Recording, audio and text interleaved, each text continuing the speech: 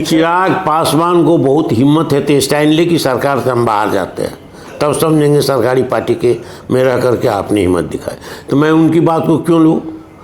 मेरी पार्टी ने कमेटी बना करके जांच करने में क्या कहते हैं जो उन लोगों को एक्सपोज किया है, और हमारी पार्टी के नेता तेजस्वी प्रसाद यादव ने निंदा की है 3 दिन प्रेस कॉन्फ्रेंस के द्वारा पब्लिकली।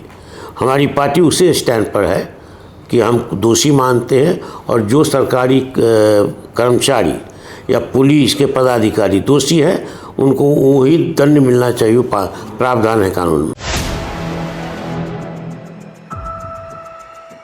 देखिए, हमारी पार्टी के पास ऐसा कोई प्रस्ताव अभी नहीं आया है प्रशांत किशोर की तरफ से जी, न उन्होंने कोई औपचारिक बात ही की है।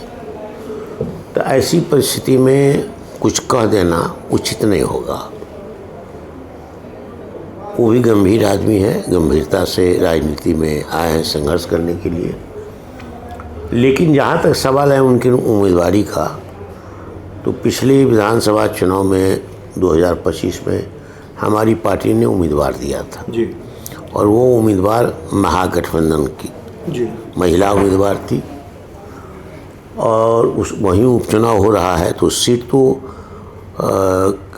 मूलतः राष्ट्रीय जनता दल को जाता है, तो राष्ट्रीय जनता दल वहाँ उम्मीदवार देगा, अपना उम्मीदवार देगा, हम चुनाव लड़ेंगे। लेकिन प्रशांत किशोर कह रहे हैं कि आरजेडी या इंडिया गठबंधन तो अब तक हरा नहीं पाया बीजेपी को, अगर कोई बीजेपी को हरा सकता है तो जनसुराज ही हरा सकता है।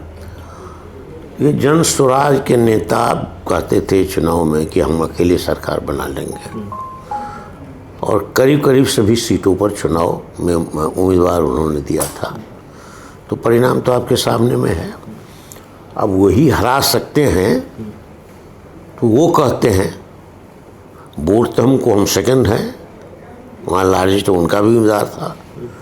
तो उनका जो कहना है लोकतंत्र में, वो कहते हैं मेहनत करनी चाहिए, हमारे स्टैंड है, हमारी पार्टी लड़ेगी वहाँ चुनाव। सर, आखिरी सवाल है, बिहार में एक बड़ा पॉलिटिकल डेवलपमेंट हुआ है, क्योंकि आप आरजेडी के प्रदेश अध्यक्ष भी हैं और आरजेडी के बहुत वरिष्ठ नेता भी हैं। चिराग पासवान, जो लोक जनशक्ति पार्टी रामविलास के राष्ट्रीय अध्यक्ष हैं, उन्होंने अपनी ही सरकार के फैसले पर सवाल उठाए हैं, और एनकाउंटर पर तो सवाल उठाया ही है।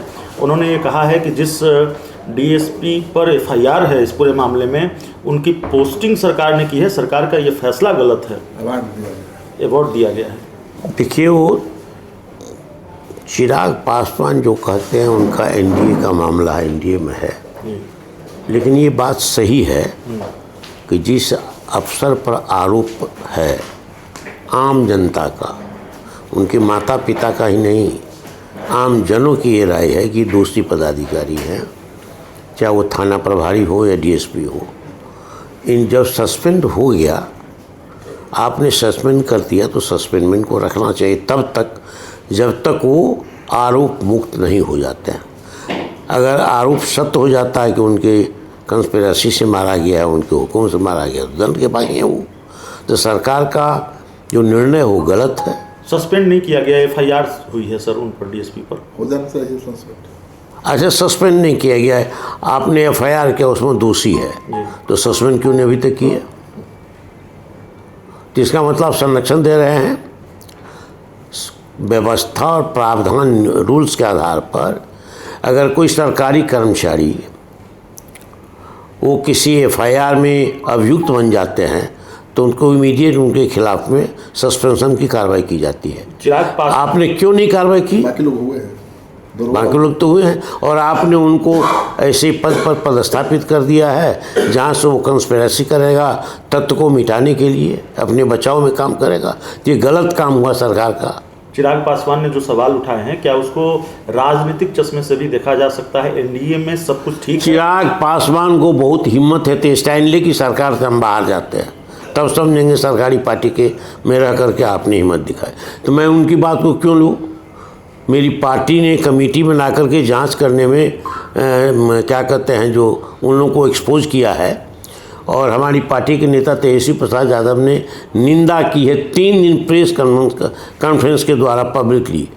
हमारी पार्टी उसी स्टैंड पर है कि हम दोषी मानते हैं, और जो सरकारी कर्मचारी या पुलिस के पदाधिकारी दोषी है उनको वही दंड मिलना चाहिए, प्रावधान है कानून में।